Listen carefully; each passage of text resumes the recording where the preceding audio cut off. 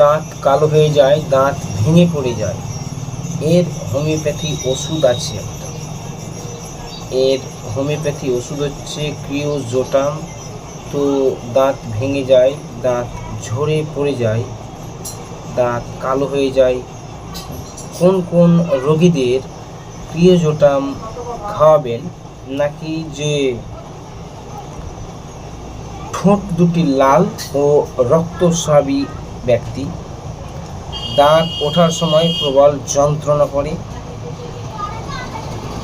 দাঁতের ব্যথার জন্য শিশু ঘুমাতে পারে না, তাছাড়া দাঁতগুলো খুব তাড়াতাড়ি ক্ষয় হয়ে যায়, মাড়ি স্পঞ্জের মতো নরম এবং মাড়ি দিয়ে রক্ত পড়ে, দাঁত কালো হয়ে যায়, দাঁত ভেঙে পড়ে যায়, মুখে পচা গন্ধ এবং তার সাথে মুখ তিতো স্বাদ, এবং তার